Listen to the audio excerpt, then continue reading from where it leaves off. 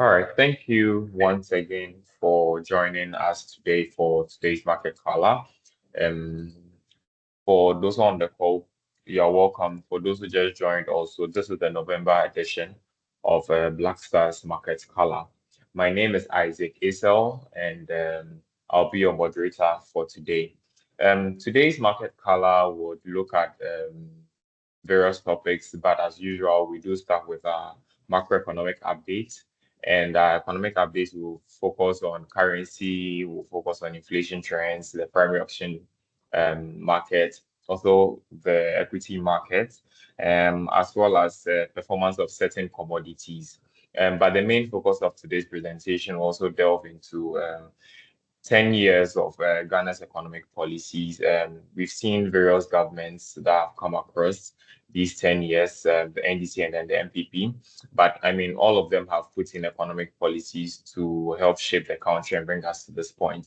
And in this 10 years also, we've seen the COVID-19 as well as various challenges that has come. We've gone to the IMF also a couple of times, but amidst all these economic policies, what has been the outcome? Certain economic policies that have come over the period were towards fiscal consolidation, putting Ghana back to work like some um, governments did, and also building a sustainable midterm future for the country. So, I mean, amongst all these things, various economic indicators will show the progress we've made and certain things that we've also achieved over the period. This presentation will seek to bring them to light. I have with me Rosalind Ampa, who will be our presenter for today. In the course of the presentation, in case you do have any questions, anything, please jot it down. And at the end of the presentation, we'll open the floor for questions. And then lastly, there will be a poll at the end also to seek your thoughts and opinion on certain questions. So thank you very much for joining us once again. Rosalind, without saying much further, please, the floor is yours. Thank you very much.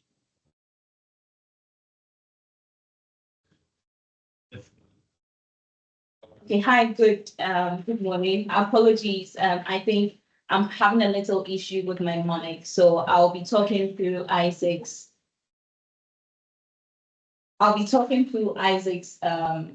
side.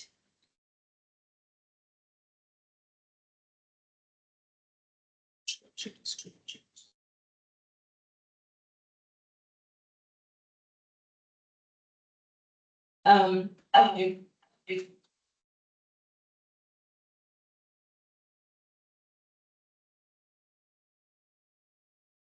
So as Isaac introduced earlier, we are going to tackle this presentation in two. That is, starts with the market update section and then move on to the economic policies as well. So starting with the market update,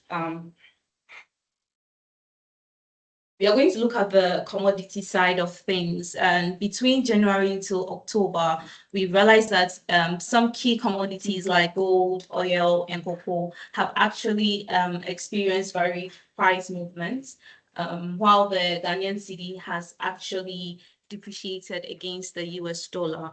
So starting from crude oil, from January to date, we've seen a depreciation, we've seen a decline of about negative 5.04%. Looking at gold as well, gold prices has skyrocketed by about 32.7% since the beginning of the year. And looking at USD, we see the continuous drop in the USD to about 26% as at October 31st. But let's delve deep into this and actually analyze what we are seeing from our side that is causing this major performance. So starting with gold, in October 2024, we saw that gold experienced some significant increases, which reached record highs. But several key factors actually contributed to the surge. One being the geopolitical tensions. So if we all realize that there is escalated conflict, and this has caused some global uncertainties, mainly surrounding the Ukraine-Russia war, which is still imminent, and also Israel, Lebanon, Iran war. So looking at all these things, we see that investors often tend to go during these times of geopolitical instability to actually protect their wealth. So it's not actually surprising to see that gold is actually skyrocketing at this period. Another key thing too is that we are seeing a lot of demand for gold coming from some emerging market central banks, majorly in Asia, where they're actually using gold. They're actually increasing their gold reserves, and this has actually sustained demand over a period of time. Another key thing we also need to actually consider is the expectations of the Federal Reserve. The current expectation is that interest rates would be reduced, and this automatically makes gold much more attractive to a lot of investors. And so that is also going to boost demand. And if demand is going up, then it means prices are also going to go up. So coming down to oil, in September 2024, oil prices actually experienced a decline. This was primarily due to concerns over weakening global demand, notably from China. So looking at the International Energy Agency reports, they stated that a rapid slowdown in global oil demand growth, with actually China leading the trend was seen in the month of September. So this deceleration actually contributed to a significant set-off in the oil market, which has caused the Brent crude oil futures to actually drop from the $82 per barrel in August to about $70 per barrel as of September 2024. Conversely, if we look at October 2024, we see that oil prices are beginning to rise. This is being influenced by a lot of factors, mainly the geopolitical tensions that I mentioned for the same for gold. We are also seeing the same thing here. So if you realize conflicts are escalating, especially in Russia, Ukraine, also Iran, Israel, Lebanon, and this is actually significantly impacting the price of crude oil. Also, there are some fuel supply constraints. We are seeing that there are some production issues in certain key oil producing regions, some being the Norway's Johan Sverdrup. Excuse me if I can't pronounce it properly. So the first one being Norway's Johan Sverdrup, which has been halted temporarily. And we also have the Kazakhstan's Tengiz oil field, which is also facing some fuel production challenges. And this has actually caused some fuel supply constraints. Moving on to inflation.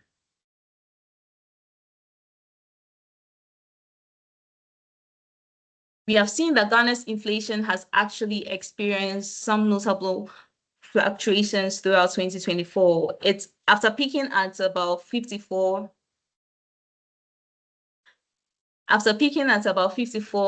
in December, the rate has actually declined steadily, reaching to about 20.4% in August. However, this downward trend reversed in September, with inflation rising to about 21.5% and further increasing to 22.1% in October.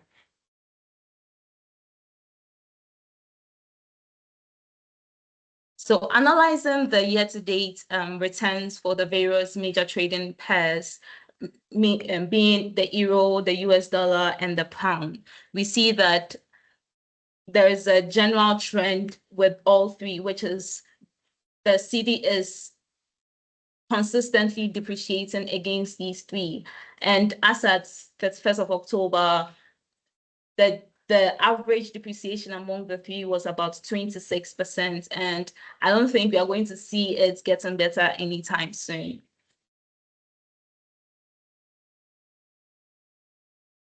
So looking at our equity market, let's discuss our top gainers and our top losers on that market.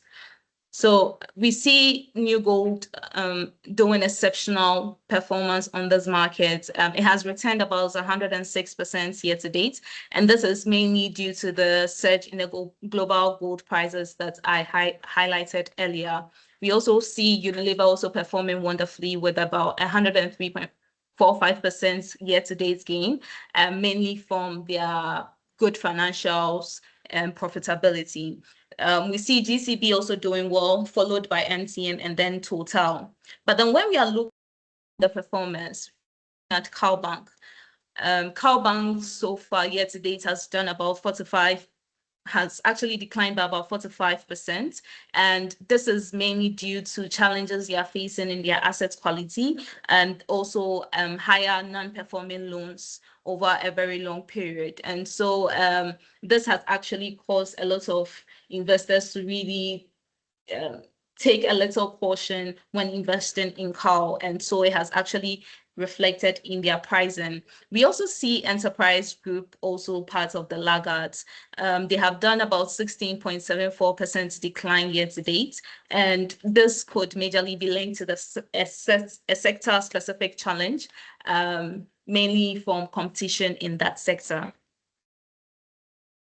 So coming down to the primary auctions. So we've seen that from the second quarter of this year, we've seen a total under subscription of about 12.68 billion. But then coming down to the last 3 weeks in October, we see an oversubscription of about 0.65 billion Ghana cedis. And this is mainly coming from the fact that we have seen some price hikes. We have seen some price hikes in the Treasury bill side, which is mainly the 91-day, the 182-day, and the 364-day bill. So from mid-September to date, we've had price hikes of about 10% increments from September till ending of October. Coming down to the secondary trading market, we see that from July onwards, we've seen an increase in trend for the total volumes traded on that market. And that is mainly being pushed by the fact that we saw some undersubscription in the primary markets. So we believe that investors ended up pushing their funds into the secondary markets, mainly because probably the pricing on the primary markets wasn't as attractive as they wanted. And also somewhere in September, there was some coupon payments as well. So we believe that there was extra liquidity on the market. And so if they cannot put it in the primary market, it would shift down to the secondary market. So looking at Eurobond market, we see that year to date, the Eurobond has done about 21.96%. But when we actually come into the Ghana cedi term, it has actually done 66 or 67% year to date. And this is majorly because the cedi has been depreciating since January. And if we are comparing 66.99% to the 9.35%, we see that there is a vast difference. But then you would still see a slight dip after somewhere in October, after the new Eurobonds were issued. But things have actually picked up in the last week of October, sorry.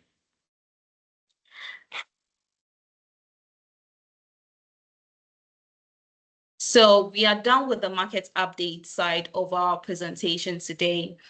So coming into the meat of today's presentation, which is about a decade of Ghana's economic policies. We've seen that over the past decade, Ghana has actually implemented a series of economic policies which are aimed at fostering growth, ensuring stability, and also enhancing the well-being of its citizens. But we want to actually look at these various economic policies, especially as we are in November, and then our next budget reading is upcoming. So we want to really delve into it and see what the past economic policies have actually fared so far. So let's start with the highlights of the timeline of the government budget theme. So starting with 2025, which had the general theme of transformational agenda, securing stability and growth. We realized that the budget focused on creating stability. This was during a period which was marked by economic challenges, including high fiscal deficits and also an energy crisis. Key policies seen here were targeted fiscal consolidation, improved public financial management, and strengthening key sectors such as the agriculture and the infrastructure sectors. So moving on to 2016, we saw the consolidating progress for medium-term stability, which also saw key policies like fiscal consolidation, public investments, and also social spending. And moving on to 2017, where we actually had a change of government, the first year of government, their key policies had the general theme of sowing the seed for growth and jobs. So the first thing they did was to eliminate what they called the nuisance taxes. They also brought in the national identification and digital address systems. They also established some fiscal council to also help in that regard. Moving to 2018, we had putting Ghana back to work, and this had key policies like industrialization initiatives. That's the One District, One Factory. We had the agriculture program, which was the planting for food and jobs. And we also had some tax incentives for young entrepreneurs. Moving on to 2019, we had some tax policies like Fiscal Responsibility Act, Enhanced Revenue Mobilization, and then the Financial Sector Cleanup, which had the general theme of economic recovery and stabilization post-COVID. So moving on to 2020, we had the consolidating gains amidst COVID-19, which talked about the COVID-19 relief measures, revenue and expenditure adjustments, and also the debt management. Moving on to 2021, we had increased tax measures and compliance, support for private sector recovery, and then fiscal responsibility. 2022, 2023, 2024 had a similar trajectory, which actually talked about restoring and sustaining macroeconomic stability or a stable environment for development. So looking at the 10 years I have stated, the key things that stand out in all these things are 4 things. The first one being macroeconomic stability, the second one being fiscal consolidation, and then revenue generation and employment. So let's start with 2015 to 2016. I'm actually targeting 2015 to 2016 mainly because it was under a different government. So delving deep into this section,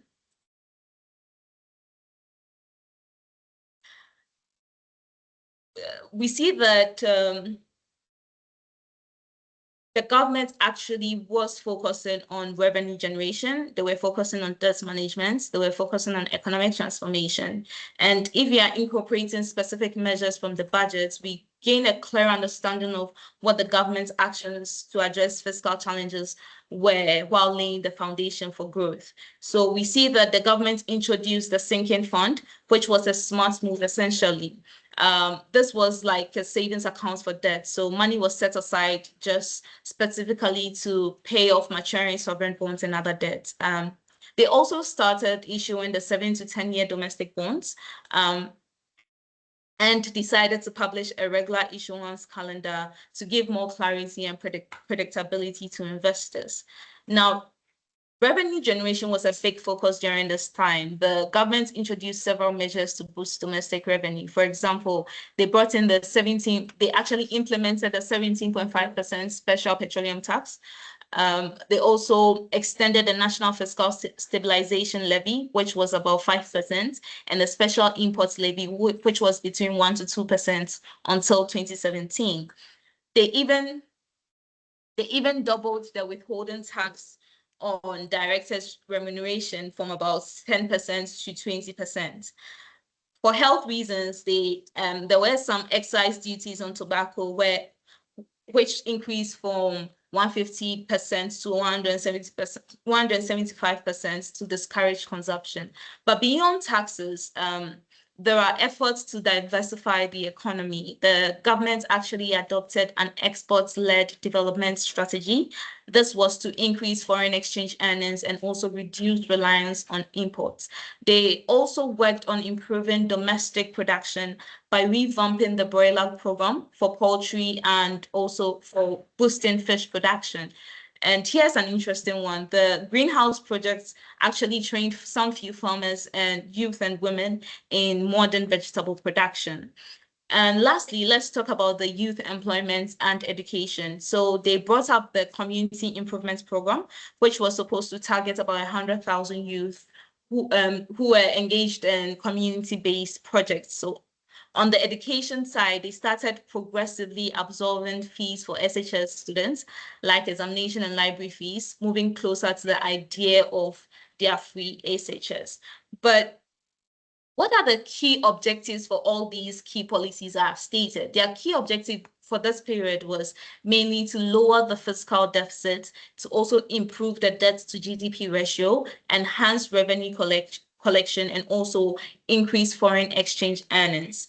But of course, it's never a smooth sail. So Ghana actually faced some serious challenges, like the falling commodity prices, higher borrowing costs, also structural deficits like the public sector wages, subsidies, and debt servicing costs. We also had the currency depreciation as well, together with some revenue mobilization issues. And also, let's not forget the elephant in the room, which is the high public debt, which left little room for other spending priorities. So going into the meat of this, realize that this slide clearly shows us how the special petroleum tax, which was actually introduced in 2015 and implemented in 2015, has actually impacted petroleum revenue over time. So let's break it down. First, let's look at the immediate effect of the tax. Before its introduction, petroleum revenue in 2014 was about 617 million Ghana cedis. But by 2015, after the tax was actually implemented, revenue surged to about 2.2 billion Ghana cedis, which represents an increase of about 250%. This trend is actually seen to continue into 2016, with petroleum revenue growing further to 3.3 billion, which is a 55% increase compared to 2015. But this rapid growth is actually highlighting how the special petroleum tax became a critical tool for improving revenue. So as we move through the timeline, we see that between 2016 and 2021, petroleum revenues showed steady growth, peaking at about 5.4 billion in 2021. This was partly due to improved tax compliance and also the higher petroleum consumption and also inflationary price effect. But however, from 2022 onward, we see revenues in this section begin to decline, dropping to about 4.5 billion in 2022 and further to 2.6 billion in 2024, half year basically. But this decline can be generally attributed to factors like the global oil price volatility. And we could also add the domestic economic pressures we have faced so far, and also the fact that we are seeing a bit of reduced petroleum consumption due to the higher taxes and the inflationary regime we are in. But it is also important to compare the petroleum revenue against the national budget. So we see that from 2015 to 2021, petroleum revenue consistently exceeded the budget projections, demonstrating the success of the special petroleum tax in mobilizing the resources. But however, from 2022 onward, we see that they are unable to actually meet that target or even get close to that target. So there was another tax incentive that was also introduced, which was the value-added tax reforms on revenue collection from 2015 to 2024.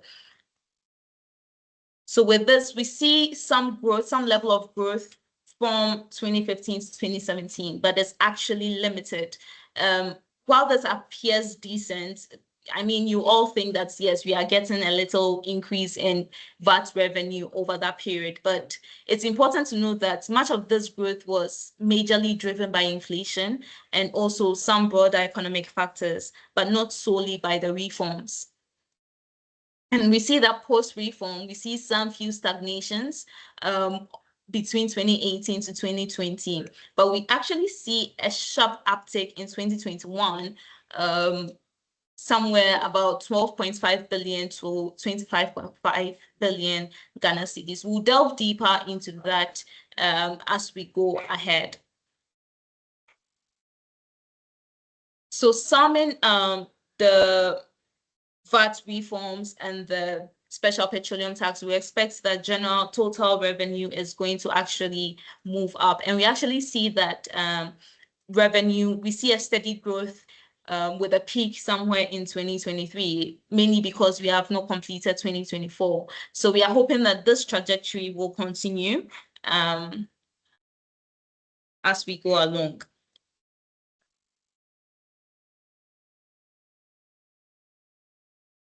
So let's move on to the debt management side of things. So with this chart, I stated earlier that government actually decided to issue more 7 to 10 year papers. So we see that 2014, debt was heavily skewed towards the short-term borrowing, with 40% in short-term instruments and about 35% in medium-term, while the long-term had about 25%.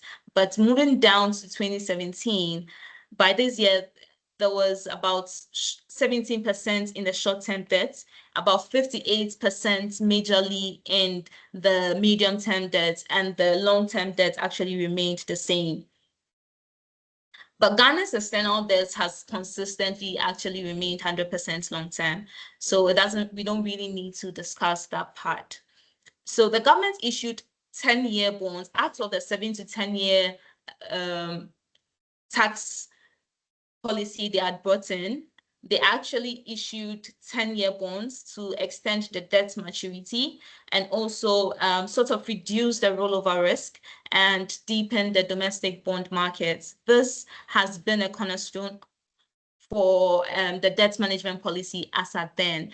And if we focus on the medium-term debt, we see that this actually alleviates the heavy weight of instant financing for the short-term debt, which actually eases the government in their spending or their expenditure. We also realized that the sinking fund was used to actually support the orderly redemption of the longer-term instruments, ensuring that the sustainability of this debt service was actually better.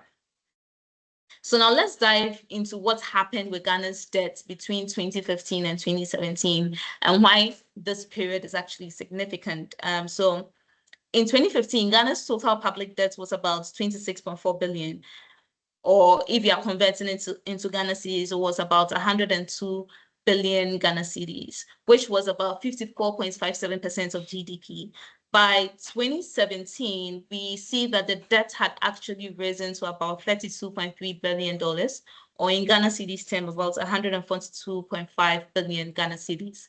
But interestingly, the debt to GDP ratio only slightly increased to about 55.56%. Now, this is important because even though the debt itself went up, the ratio stayed relatively stable. Why? That's because the economy was growing fast enough during this time to actually offset the borrowing. And this is a big deal because it shows that while borrowing increased, it didn't completely overwhelm the economy, at least, not yet. So why did debt go up generally? So one of the key changes was the government's moving away from the short-term debts, right? So in 2015, they actually increased borrowing, only that it was tailored to the medium term. And as I stated, this was a deliberate strategy to actually reduce the risk of constantly rolling over short-term loans, which can actually be expensive and really unpredictable. Also, by then, the government was borrowing heavily to fund big projects, big infrastructure projects, under energy, roads, and health. And so we're actually getting benefits from these sectors that the funds were being borrowed for. And we also saw that the currency depreciation also played a role here. So as the cedi weakened, the local currency value of the Ghana's external debt actually went up. Even if the dollar amount couldn't increase as much, we still saw that the Ghana cedi equivalent was still shooting up. Also, during that period, they experienced some few revenue challenges. So while the government introduced new revenue measures like the special petroleum tax and the VAT coverage, revenue growth wasn't as strong enough as they expected it to be to actually keep up with their expenditure. So this gap between what was coming in and what was going out actually forced the government to borrow more. But what about the debt to GDP ratio? Here's where things are actually a bit more positive. So as I stated earlier, the debt to GDP ratio actually stayed pretty stable during these years, and they were hovering around 55 to 57%. But that's because, as I stated earlier, Ghana's economy was growing at a steady pace, thanks to sectors like the oil, agriculture, and also services. And this growth helped absorb some of the impacts of the rise in debt. The investments in infrastructure during this period were actually necessary for long-term development, and we actually see it here in our debt to GDP. So moving on to the fiscal deficits chart, we realized that in 2015, the deficit stood at about 8.76 billion Ghana cedis, which was still manageable compared to GDP. But when we go into 2016, the deficit jumped to about 13.14 billion. And in 2017, it slightly reduced to about 12.24 billion. This trend highlights a period of significant financial stress, which was majorly driven by challenges in the revenue mobilization, as I stated earlier, and rise in expenditures.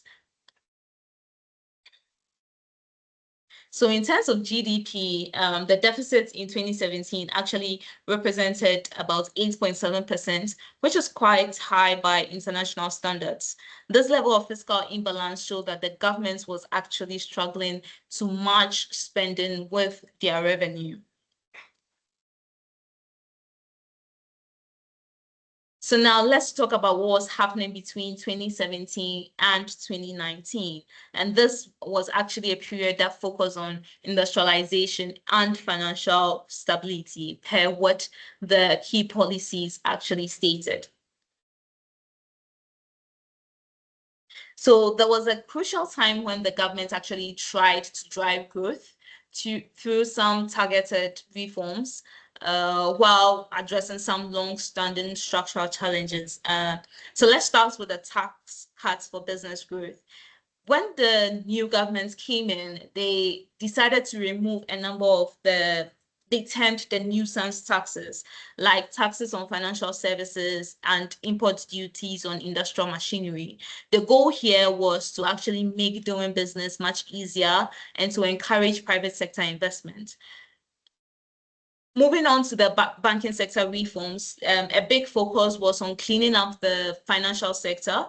Several banks were actually undercapitalized, mismanaged, or insolvent. So the government actually introduced some measures to protect depositors and also restore confidence in that sector. And this was actually critical because obviously a weak financial sector would definitely drag down the entire economy. So moving on, we also had the introduction of the Fiscal Responsibility Act. This was a major legislative move to actually have fiscal deficits at about 5% of GDP.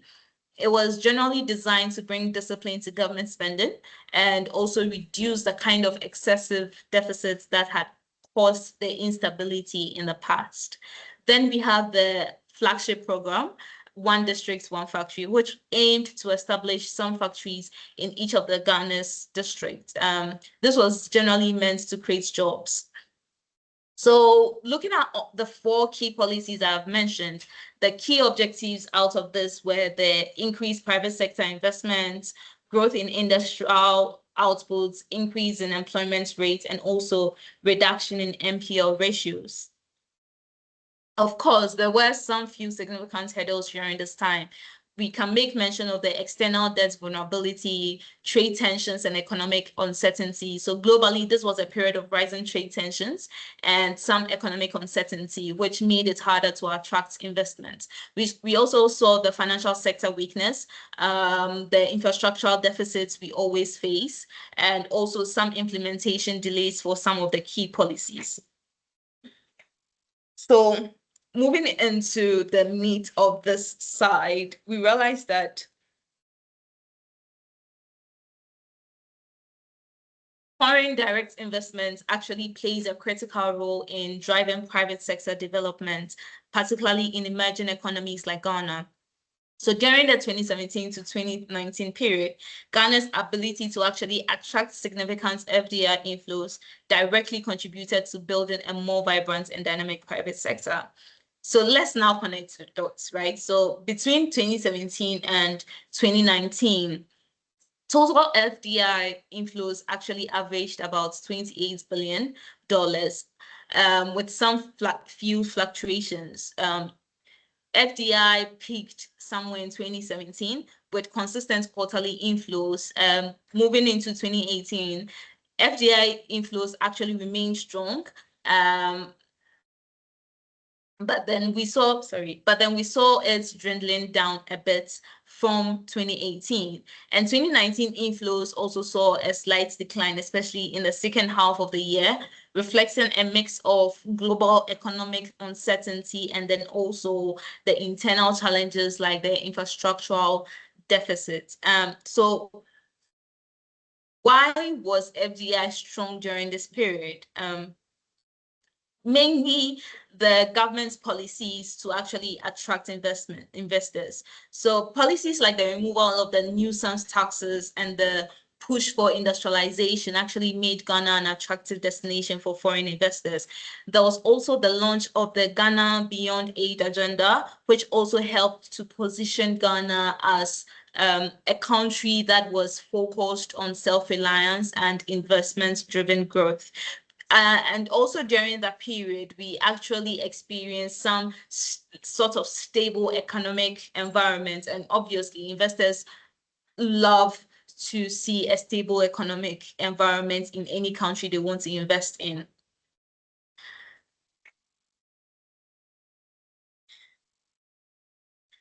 So moving on to the industrial sector, what do the numbers tell us? So between 2017 and then 2019, the industry sector GDP actually experienced about 4.9% decline, which underscores the challenges Ghana faced in translating its industrialization policies into tangible economic growth. So 2017, we saw industry actually show significant growth momentum with nominal values increasing steadily from about 18.4 billion in Q1 to 21.2 billion in Q3. 2018 actually saw growth continue, but then it began to slow down. So although the sector actually expanded nominally to about 24.4 billion in Q3, the rate of growth started to decelerate compared to 2017. Looking at 2019, we see that there was a further slowdown, which became more apparent. Nominal values actually peaked at 29.5 billion in Q3, but the growth rate was less aggressive as we would want to see it. Now let's explore why this happened and actually connect it to the key policies that I raised. So I initially mentioned the industrialization push, which was the One District, One Factory. So that being the government's flagship initiative, it was aimed to drive industrial outputs by actually establishing factories across districts.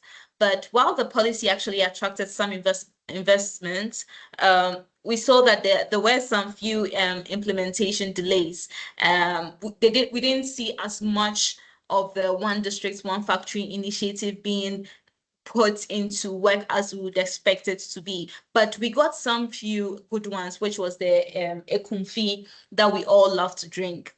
And also we had the banking sector cleanup with the financial sector reforms. Even though they were necessary to stabilize the economy, they also had a short-term effect of on credit availability. And we realized that many of these industries actually struggled to access financing during this period, which actually dampened the growth in that period as well. So why did growth actually decline despite industrialization efforts? It was simple. The decline in industry GDP growth during this period only was highlighted by the fact that the One District, One Factory wasn't really implemented well, or they didn't really get the fundamental things right from the beginning. And so what we expected to see translating into the industrial sector wasn't actually put in place well. So moving on to the banking sector, we saw that in 2017, NPLs were high. They were as high as 20.8%. And that means a big portion of loans given out by banks were not being repaid on time. And actually, this is bad for banks because it hurts their profitability and stability. So by 2018, things actually got worse before they actually got better. NPLs actually increased to 21.2%. Why? This was mainly because as part of the cleanup, banks had to acknowledge the full extent of the bad loans on their books. And this was painful, but necessary to actually reset the system.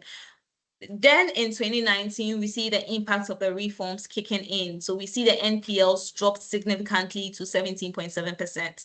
And we see the same trajectory for our CAR, that is our capital adequacy ratio, where it increased in 2017, heightened in 2018, and then dropped in 2019.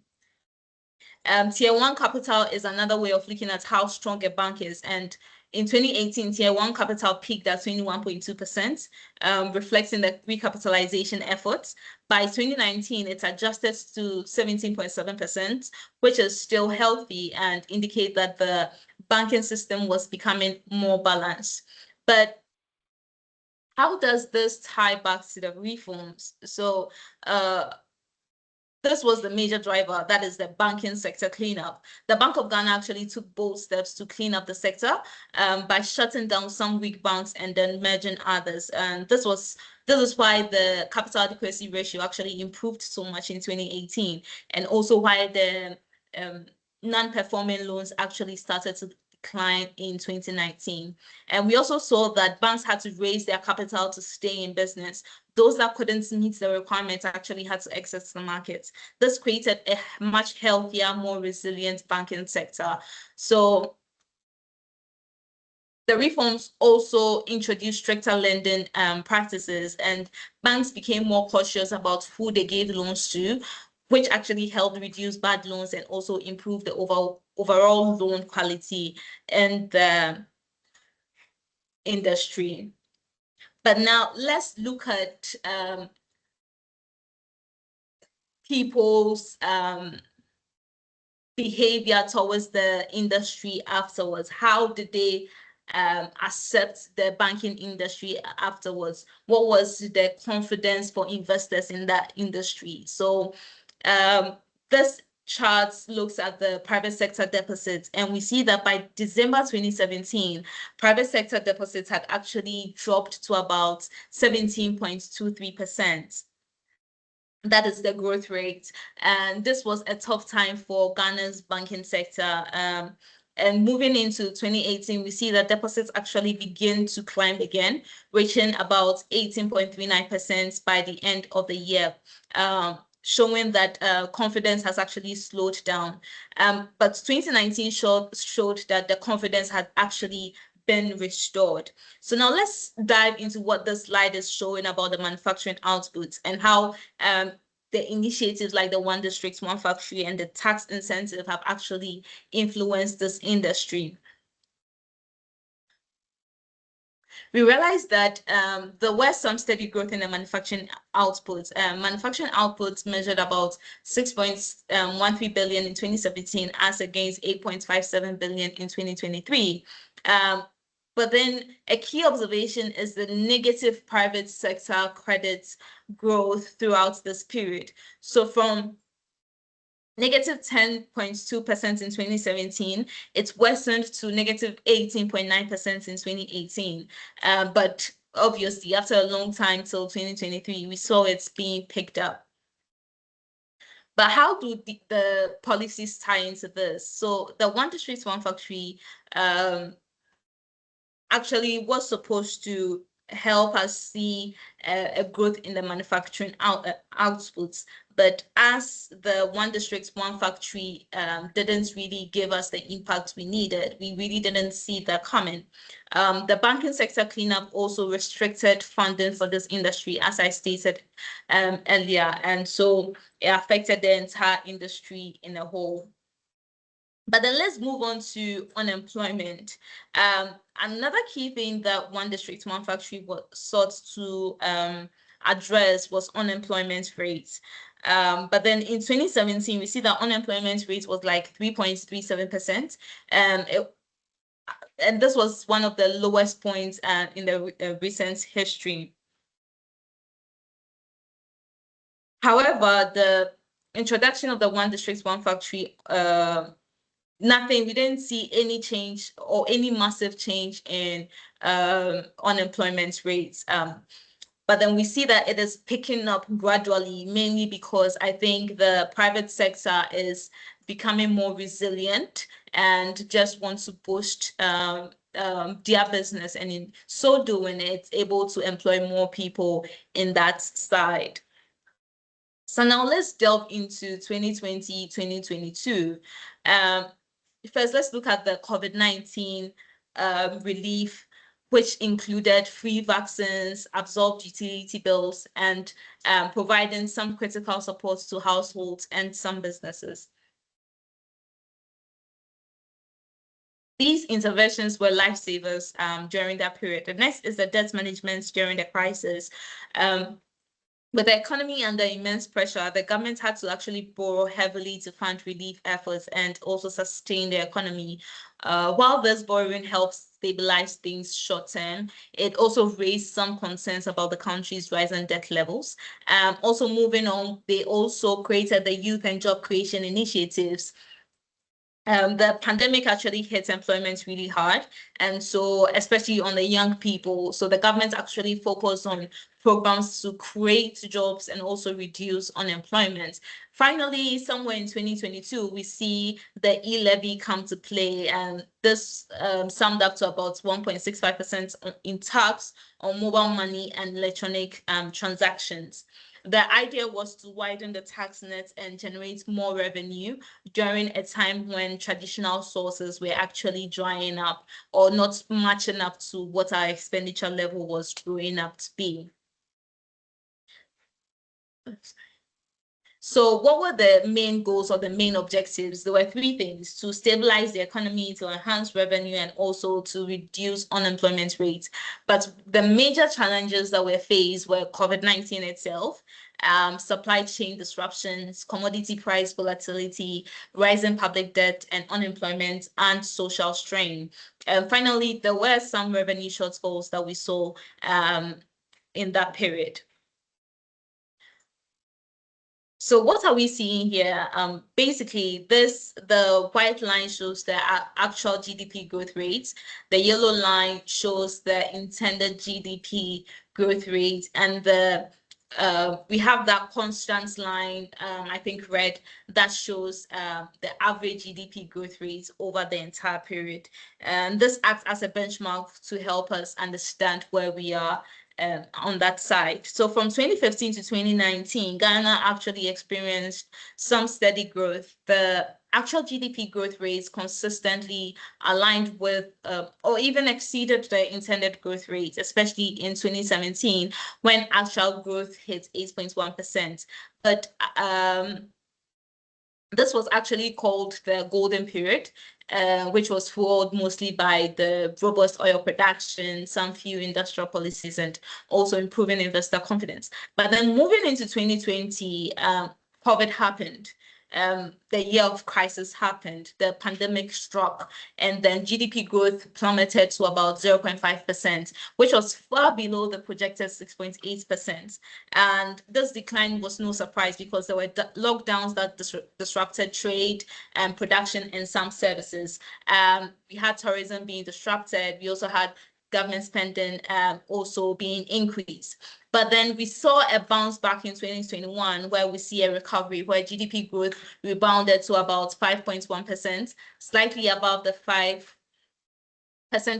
projection this recovery was driving it. And post-pandemic, and that's 2022 and beyond, after 2021, we saw that 3.8% in 2022 and 2.9% in 2023 actually showed that it was dropping mainly due to high public debts and then the DDEP. And then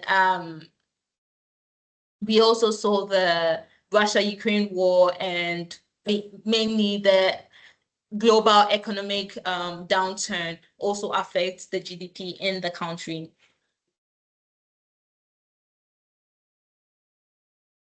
So moving on into second quarter 2020, we see that GDP growth actually plummeted, as I stated.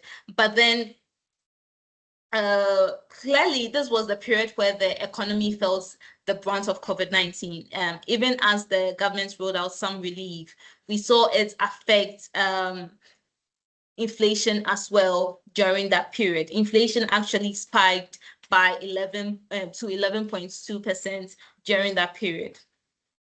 In fourth quarter 2020, when GDP actually rebounded to 4.3%, we actually saw inflation remain at elevated levels of 10.4%, but this was reduced from the 11.2% we had seen previously. But then we move into 2022, which came with its own challenges. That was the whole global economic environment, which further increased the inflation to peak at about 50.3% in fourth quarter 2020.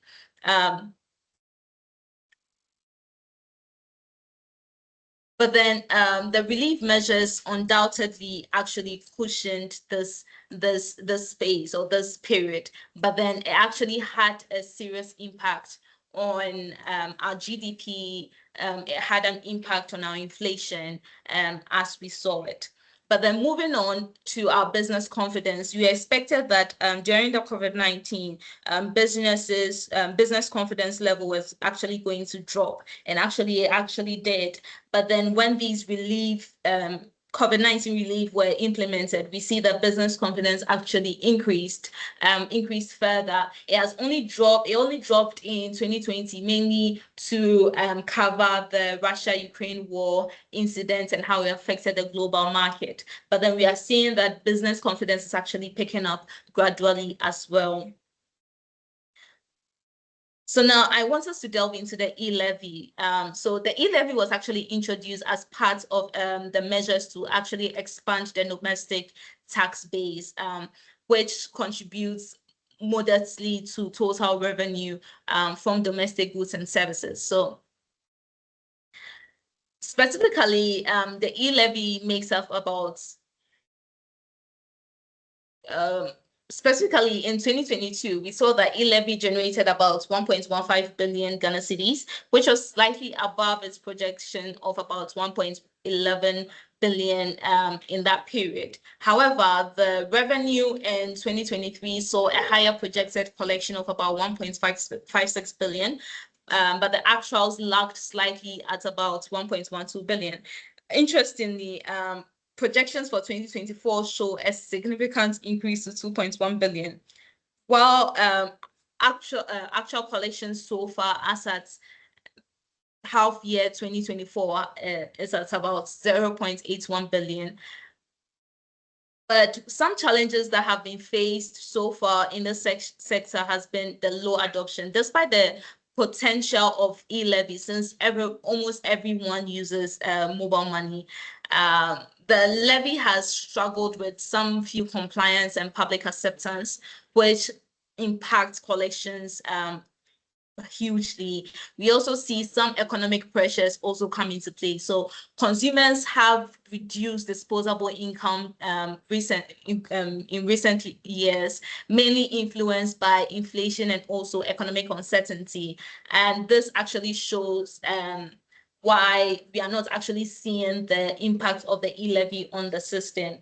But in all, e-levy contributes about 11.6% of the total domestic goods tax in the country. So in 2014, we see that tax revenue actually contributed about 80.35% of the total domestic revenue. And over the years, we see slight variations with peaks like 82.45% in 2020, reflecting a higher relevance on tax revenue during the pandemic era. However, in 2022, we noticed a dip to about 79.08%, which deviates from the previous upward trend. Moving to 2023, the percentage actually rebounds to about 82.5%, suggesting improved tax administration, or better still, a recovery in economic activities. So moving into our last segment, which is going to focus on 2023 and 2024, our major key policies we are going to discuss will be debt restructuring, revenue mobilization, investments in local production, post-COVID-19 economic programs. And the key objectives with these key policies were to improve debt sustainability, increase tax revenue, and also increase the resilience in local industries, and also reduce imports. But then the key challenges we face in this period were global inflation, tightening global financial conditions, some energy crisis and commodity volatility, high debt burden, public resistance to new tax measures, and currency depreciation. So let's start with our public debt, that is through the DDEP. Now, if we start from 2014, public debt was around 79.6 billion, which translated to a debt to GDP ratio of about 50%. Things were actually fairly stable, but as we move forward, you notice that debt levels actually started climbing rapidly, crossing the 100 billion Ghana cedis in 2015, 173 billion in 2018, and then reaching 287 billion in 2020. And what's interesting here is the jump between 2019 and 2020. This is actually when COVID-19 actually hit. Then comes the 2021 and 2022. Debt levels actually continued to soar, crossing the 435 billion Ghana cedis in 2022. This was actually the tipping point where the government realized it had to implement the DDEP program. The aim for the DDEP was clear: to actually restructure Ghana's unstable debt levels and reduce the cost of borrowing while creating a fiscal space for economic recovery. So what's happened since then? Well, in 2023, total debt in dollar terms fell slightly from about 52.3 billion to 52.2 billion. However, when you convert that to Ghana cedis, debt actually balloons to about 608 billion Ghana cedis due to currency depreciation. By 2024, debt in dollar terms has further reduced to about 51 billion USD. But in Ghana terms, again, it is expected to hit 761 billion. And this is a 25% increase from 2023 levels. And the debt to GDP ratio has crept back up to a level of 74.6%, indicating that while the DDEP aimed to stabilize debt while still grappling with significant challenges, I don't think we are getting there yet. I think we are now starting to recede again. So what has this told us so far? The DDEP has had mixed results so far. On one hand, it's reduced debt servicing cost and extended the repayment periods, providing some fiscal breathing room. But on the other hand, external factors like currency depreciation and also slow economic growth have actually offset some of these gains. And we expect that expectations were so high for the DDEP to significantly bring down debts. Debt levels, but as we can see, the progress has actually been slower than we all anticipated. So moving on to our revenue generation, let's just target those are last topics to discuss. We realized that in 2023, we see that VAT revenue hit an impressive 25.5 billion Ghana cedis, which was up significantly from 15.95 billion in 2022. That's actually a massive leap, and this shows that the government's tax initiatives were actually paying off. This was bumped up mainly from VAT contribution to total tax revenue, from about 21.11% to 23.22% in 2023. So how did this actually happen? Well, we can tie it directly to the tax reforms introduced in 2023. The government rolled out some measures to actually improve VAT compliance and also expand the base.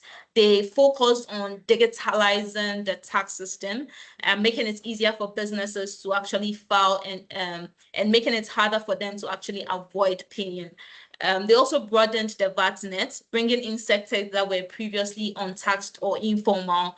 They also tightened enforcement. So businesses now face stricter scrutinies, and penalties were effected to make sure that everyone played by the rules. And these efforts clearly worked, as reflected in the 2023 numbers. So now let's talk about 2024. By mid-year, the VAT revenue collection is about 14.3 billion, which means we are actually on track to potentially exceed the 2023 full-year figure of 25.5 billion. If this pace continues. That actually also suggests that the tax reforms and the compliance measures that were put in place are also working.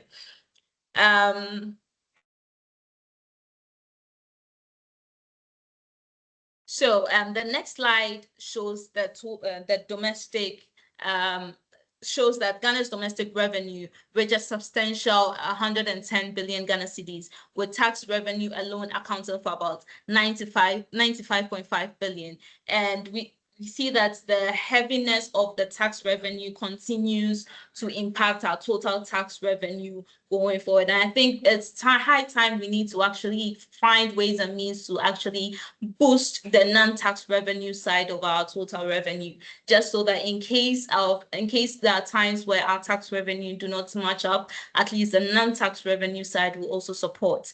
So we are done breaking it down into the different phases. So in summarizing all the different key economic policy themes, we can group them into 5 themes, which is the fiscal realignment and debt management, the industrialization and the growth initiatives. We also had the debt sustainability and the management side. We had the human capital development also, and lastly, with the energy and infrastructure development. And I think I've talked about the key objectives all through. I've also talked about the key policies all through. So this brings us to the end of our discussion for Market Scala.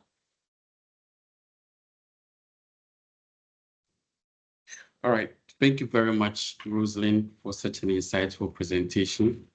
I really enjoyed it, especially with the decade of Ghana's economic policies. I'm walking away today with a few takeaways, and starting from the macroeconomic trends. I'm wondering, looking at the rise in October's inflation to 22.1, I'm thinking it's going to be very difficult for the Bank of Ghana to actually achieve their target of 18.1%. That's what I think. On the currency depreciation side too, looks like even an elementary analyst can even easily speculate when it comes to our currency. You know, speculation comes with some level of uncertainty, but when it comes to our currency alone, anybody at all can even speculate that year on year, definitely the major trading currencies are going to shape the Ghana cedi. And we've seen this over and over again, and looks like this year it's not going to be any different, looking at the year-to-date depreciation of 26% already. In your presentation, I also saw a divergence between gold and then oil. Whilst gold prices is actually increasing, I could see that oil is actually falling despite the global challenges when it comes to geopolitics. Also, within the market space, it was interesting to know that Ghana's debt has risen by 25% post-DDEP. Looks like we are still headed up there, and the fear remains legit. On the equity market space, the financial stocks are still dominating, and looks like New Gold is emerging as a standout performer. I believe people who have the gold ETF in their portfolios would be dancing to its performances over the period. Now, when it comes to your decade of economic policies, clearly Ghana as a country can boast of some laudable economic policies, but execution remains a huge challenge for us. And so despite these sweet economic policies that you ran us through, the country still seems to be challenging. Everybody seems to be complaining about hardships everywhere, despite these economic policies that were supposed to actually pushing us in terms of economic hardships. Also, the country is still struggling with fiscal discipline. It looks very, very easy to recommend fiscal discipline as a solution. However, consistently, successive governments have failed to stay disciplined when it comes to our revenue and then expenditure. I don't know if the citizenry also enjoy a lot of freebies, but don't want to pay taxes or don't even want to question governments on how they are going to fund these freebies. But whenever there's an IMF Big Brother briefing on our neck, we seem to be a little bit disciplined at least. Also, you mentioned that it's about time the country started looking into other non-taxable revenues to generate domestic revenue. I still believe there's an opportunity within the taxation space for this country to increase its revenue mobilization. We still haven't been able to decode or crack the code as to how we can easily widen our tax network. It's still just a few group of people who keep paying taxes to the government. If we could find other diversifiable means to actually widen the tax net, we are still going to make something when it comes to our revenue mobilization. The floor is open. These are my key takeaways. We are inviting people to come up with their questions or reactions to what has been presented today. If there are any questions, if there are any suggestions, or if anybody wants to contribute, the floor is open. Let's note that right after the Q&As, we are going to conduct a brief poll to just ascertain your opinions on the topics we've discussed today. But for now, the floor is open for questions and contributions.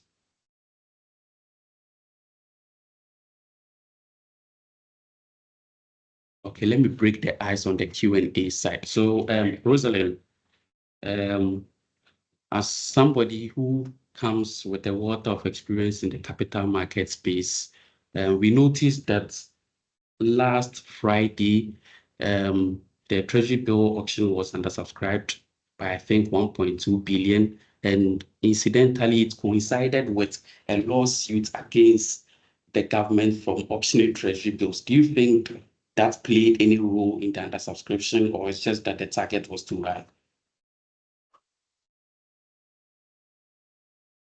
So from where I sit, I don't think I can give you concrete answers to that, but on top of my head, I don't think the lawsuit would have an impact on the total oversubscription or undersubscription. But we actually see that over the past few weeks, majorly from like 2 or 3 months past, we see that whenever the targets are high, government or MOF has actually not been able to meet their target. So I think it's just the same trend following through to last week's auction. I don't think it's being influenced by the lawsuits. All right, thank you. I see Sandra's hand up. So Sandra, your mic has been allowed. You can unmute and then ask your question or make your contribution. Right, thank you very much. And thank you, Rosalind. That was a lovely and insightful presentation.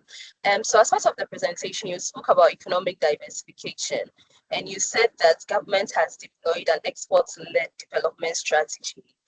I want to know if you think any of these strategies has proven to be successful. And also, do you think that this is sustainable in the long term? I'm not entirely sure, but yes, that's my question.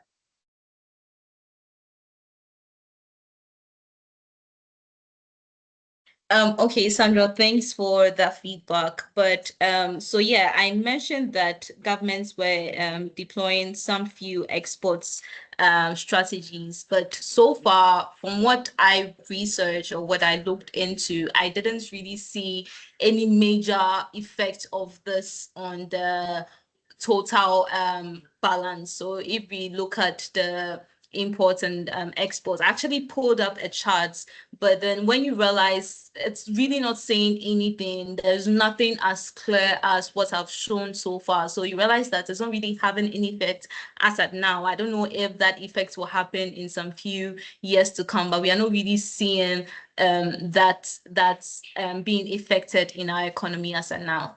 I don't know if I've answered your question.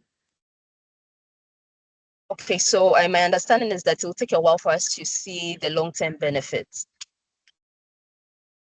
Yeah. I think it would take a little while to get that being affected in the economy, or we seeing it affect the economy directly. Okay, that's fine. And my next question is on the DDEP. I noticed that the revenue is dropping from the graph you showed. So what does this mean to the Ghanaian? Are we saying that the DDEP was a successful program? And going on, does it mean that government is also going to deploy other strategies to help in restructuring the economy?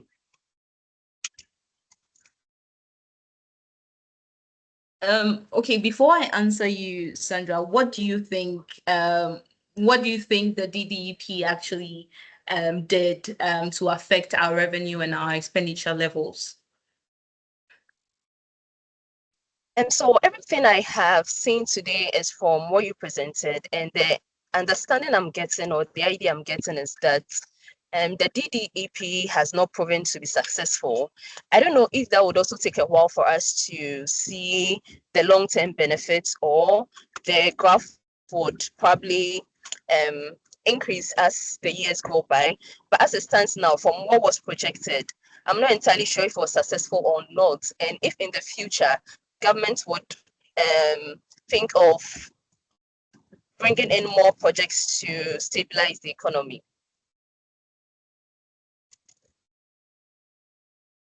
So I actually like the points you just raised. From my side, or what I've seen so far, yes, the DDEP helped to extend the maturity for some key debts we had on our books, and that has been implemented. It has also reduced the cost of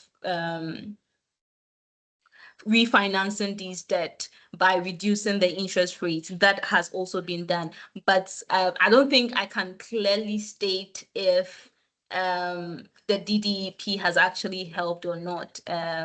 I think I just want to stay at a safe side without clearly stating that.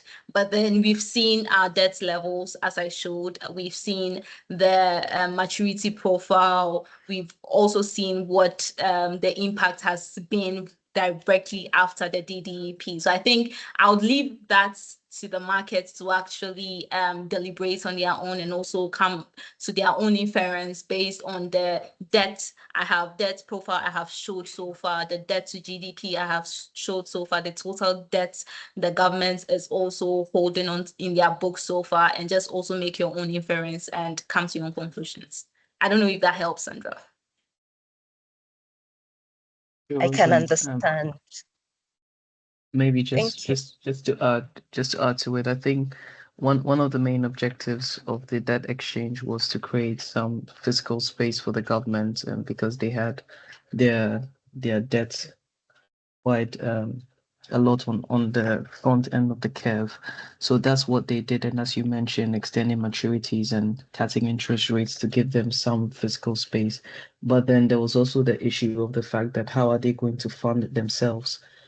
Because of the exchange that they had done, and rightly because they had been shut out of both the domestic and then the external markets in terms of getting in some medium to long term debt, and that is why we have the issue of the debt in terms of the treasury bills quite increasing quite over the past few months. And maybe that's why, Sandra, I don't know if you're talking about the fact that it has been unsuccessful because we've seen interest rates rising on that front.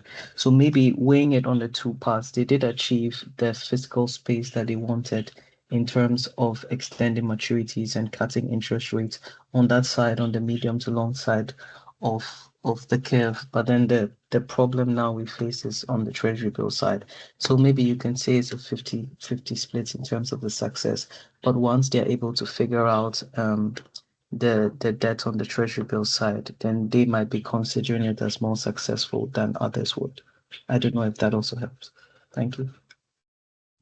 It does help. Thank you very much. All right, thank you very much, Na, for your contributions, and Sandra for your question, as well as Rosalind for the responses. Any other questions before we head straight into the polls? The polls is not going to take more than 3 minutes of your time. Kindly spend this time to answer them for us. So the first question has to do with inflation, and I'm just launching it. You should see it on your screens in a moment. The first one has to do with inflation. So with October 2024 recording an inflation rate of 22.1% year on year, which actually marks 60 pips increase from that of September, what is your estimate for the inflation rate in November? Do you think it's going to be below 22.1 to meet the Bank of Ghana's target, or it's going to go above it? Kindly select one of these options for us. Next, on inflation, we would like to find out from you what your forecast is for inflation by the end of this year. So the first question had to do with November, and this second question has to do with your forecast for the end of the year. Just put in a figure for us.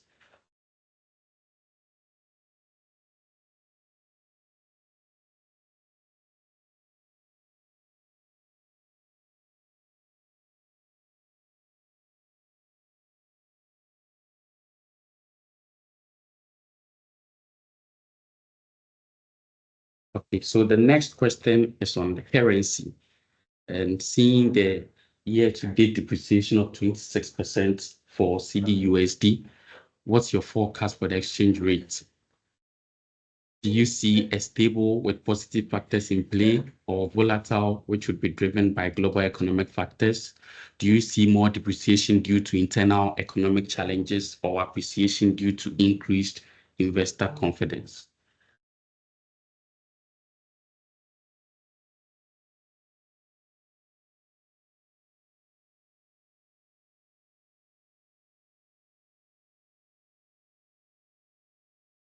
Now, come this month, we are going to see the MPC come up with our MPR, and so we would like to find out from you what your expectations are. Do you think the rate will increase, or it will decrease, or it will remain unchanged, or you're unsure about the outcome? Usually, the MPC would want to take a hawkish stand if inflation is on a high, and so the risk to inflation is higher than the risk to growth, then they would want to increase it. But if the risk to growth is higher than the risk to inflation, then they may want to reduce it or probably leave it unchanged. What are your expectations?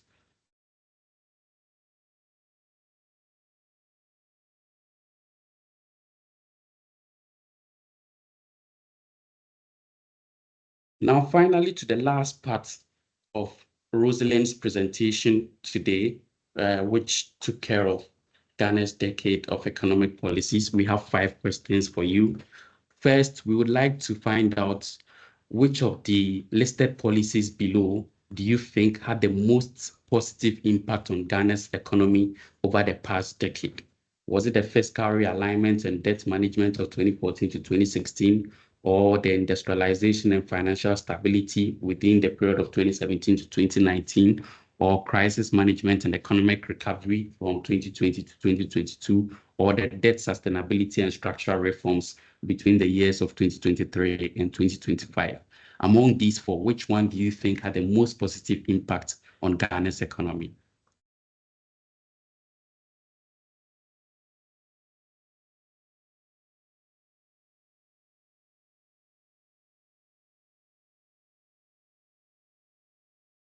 Now let's find out what your opinions are for Ghana's midterm. Which area of Ghana's economy do you see as having the most potential for growth in the next 5 years? Do you see the growth in manufacturing and industrialization, or agriculture and agribusiness, or digital economy and financial services, or infrastructure and real estate? Kindly let us know what your opinions are. Based on, of course, your individual biases. Let's see where you think among these 4 sectors, where do you foresee most potential growth?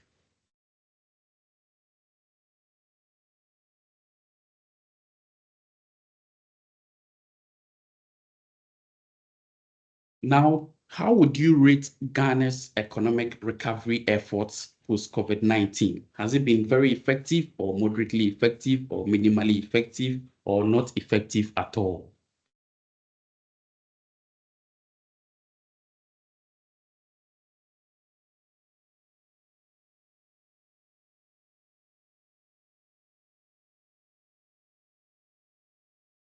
Now, the 4th question, a very tricky one. What do you view as the most significant challenge for Ghana's economy in the near future? Is it debt sustainability, inflation control, revenue generation, or political stability? I'm sure respondents would have hoped that we would have included all the above, but we just want to know which one of these poses the most significant challenge to Ghana's economy. So we are just limiting you to 1.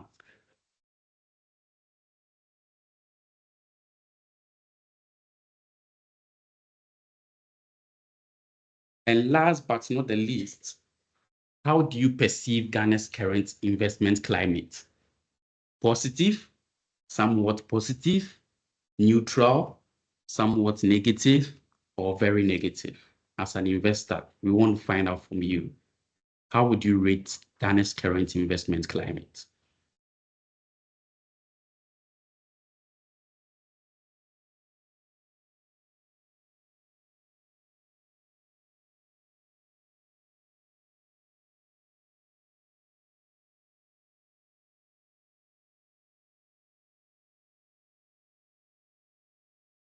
Okay, that brings us to the end of our polls. If there are any questions, we can take them before we wrap up. If there are no questions, then we can call it a day.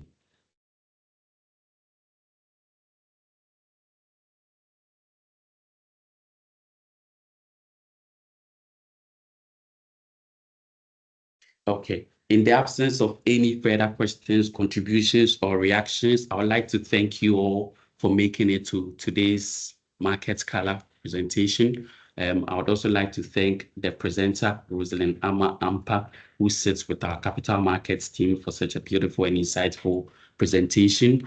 Be expectant of the December Market Color, which is actually going to cover the year under review, and then also the economic outlook for the year 2025. It's been amazing throughout the year, and December is not going to be any different. Come with loads of questions, come with your opinions, come with your contributions and reactions as we put the year 2024 into perspective. Now, before we sign out, let me remind you that Blackstar still have you under care when it comes to our funds. We're talking about EEBF, Fixed Income Alpha Plus, CCMF, and all the other funds that we manage Also, our global markets business line is also apt and available to assist you when it comes to both domestic and international markets trades. We also have a vibrant IB team that is always available to assist you with any advisory efforts or capital markets deals. Thank you so much. Hopefully, I'm going to see all of you in December when we meet for the December markets gala. Until then, have a great business day. Thank you very much and bye-bye.